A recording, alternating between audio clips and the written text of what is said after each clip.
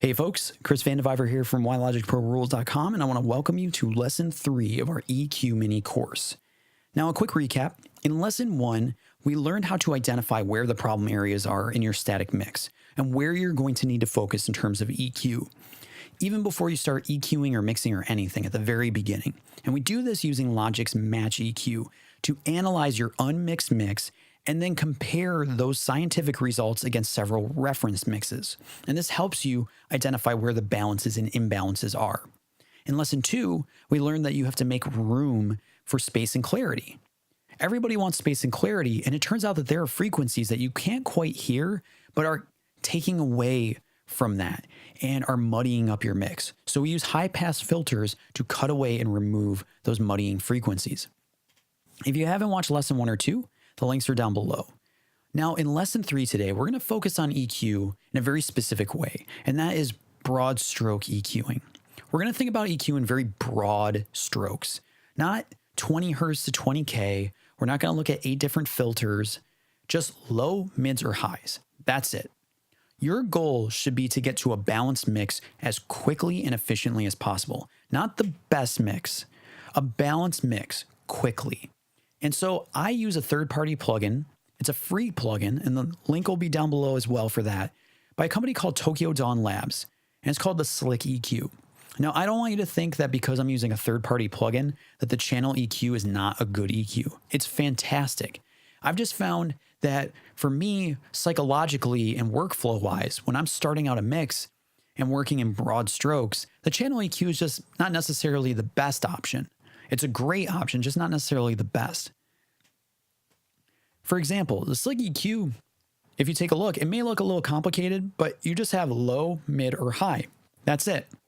And there are only a couple options for each band.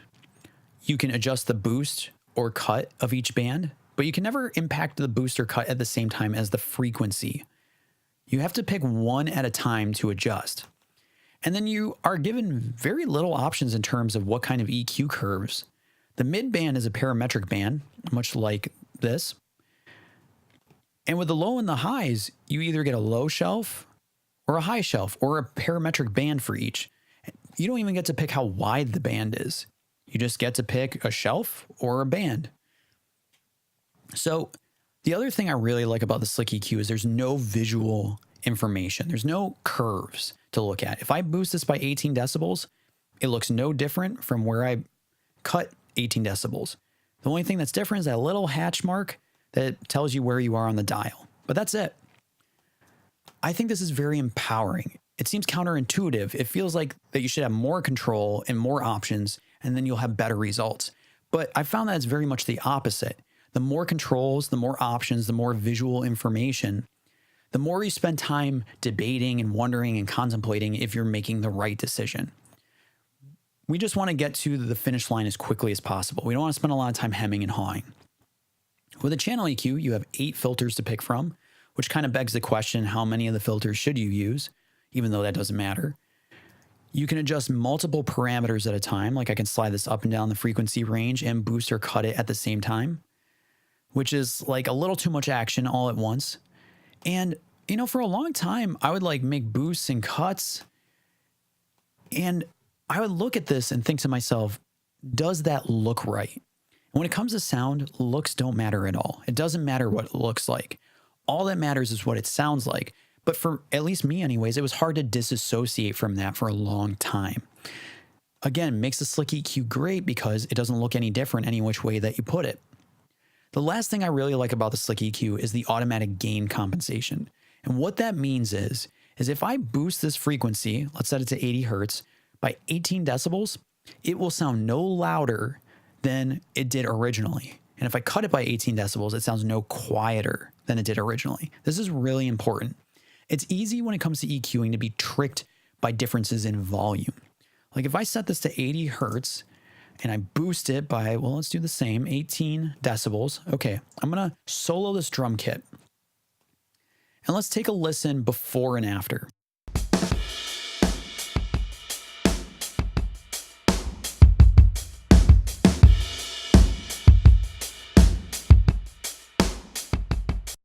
clearly there's a difference in volume. And then at that point, you have to adjust the gain slider on the right because you don't want to hear a difference in volume when you turn the channel EQ off and on. You want it to be the same volume, so you're only considering your EQ option. But what's great about the Slick EQ is it's already compensated for you, so you don't have to worry about adjusting the gain. So we're going to begin EQing this track, and I'm going to use the Tokyo Dawn Labs Slick EQ. The one other thing I want to share with you before we get started is you don't ever want to EQ in solo. This is very important. You don't want to listen to just the drums and EQ it by itself. What matters of each instrument is how it sounds in the mix, the holistic mix view, the 50,000 foot level. Even though you might EQ the drums and they sound great by themselves, it could sound like trash in the mix. And that's all that matters. So you don't have to EQ your drums or bass or anything with every other instrument playing, but you should have at least one other instrument at the same time. So you've got something to anchor you and give you context for your mix decisions. So I'm going to introduce the bass track here, and let's get started EQing. I'm just going to listen to the drums to start with, and we'll make some guesses.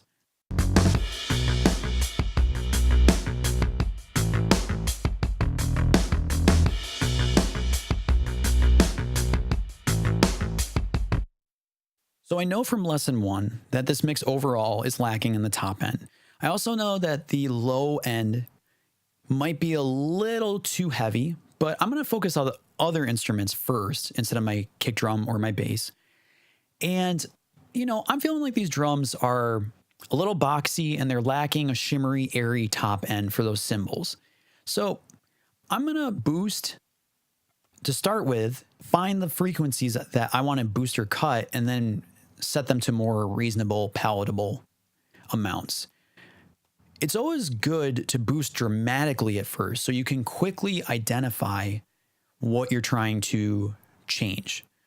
Dramatic boosts are much easier to identify than subtle ones, but you know, we'll see. We'll see if I want to use a 12 dB boost or a 3 or 2 dB boost. Let's just see. I'm going to get started.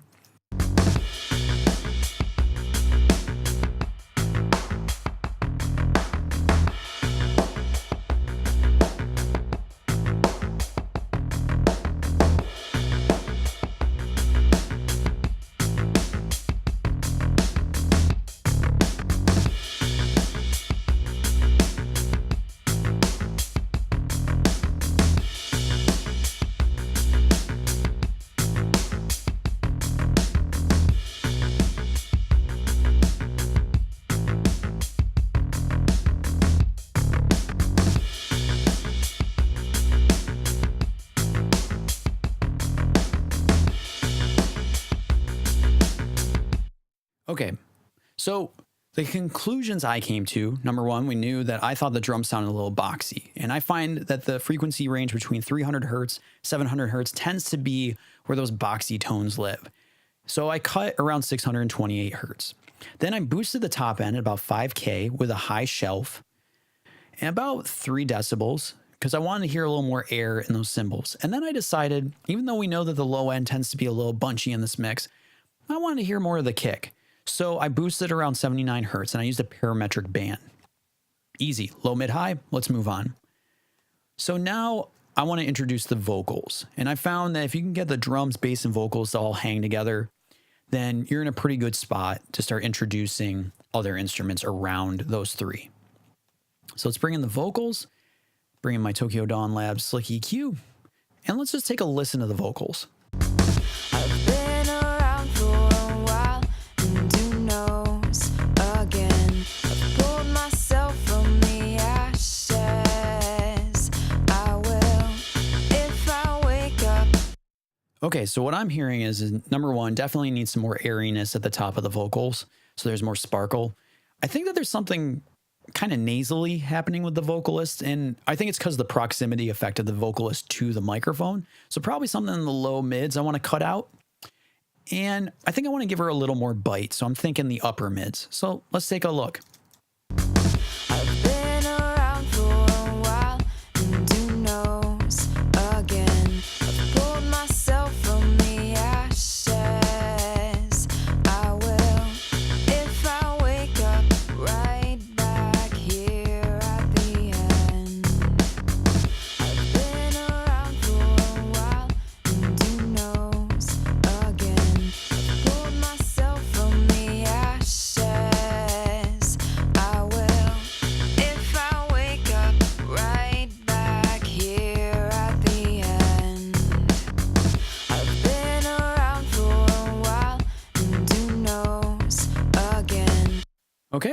So again, I'm just working low, mid, high. I'm making dramatic boosts to identify what frequencies I want to adjust, and then I'm fixing them. And I think I meant to do that. I've been around for a while, and who knows again. I've pulled myself from the ashes. I will if I wake up right. Okay, let's introduce one other instrument. Let's bring in perhaps the piano. Let's take a listen to that. I've been around for a while, and who knows again. I've pulled myself from the ashes. I will if I wake up. Okay, so I think there's a little bit going on in the upper mids that I'm not in love with, but who knows? Let's take a look. I've been around for a while, and who knows again. I've pulled myself from the ashes. I will if I wake up right back here at the end. I've been around for a while, and who knows again. I've pulled myself from the ashes. I will if I wake up right back here at the end. Okay, I wanted the piano to be a little more subdued, but I wanted to add a little air to the top end. I brought some of the 3.4K, that bite down just a hair, and I brought down a little in the lower end of the spectrum just because I didn't want the piano to occupy all that space. So now let's bring up the mixer and let's just compare and contrast my decisions with the Slick EQ here. So let's select each one. All right, let's take a listen both on and off. I've been around for a while, and who knows again. I've pulled myself from the ashes. I will if I wake up right back here at the end. I've been around for a while, and who knows again. I've pulled myself from the So already the vocals have more space to occupy. Things feel a little brighter, a little like shimmier. Shimmier. It has a little more shimmer at the top. Things are finding a place to live, and I'm not spending a lot of time debating. Just low, mid, high, make a boost or a cut, move on. And then we can go back and fine tune later. Just think of someone sculpting a statue. They don't start with the very fine details of an eye or a finger. They just get the general shape and then go back and fine tune. So in the next lesson, we'll start to do some of that fine tuning. See you then.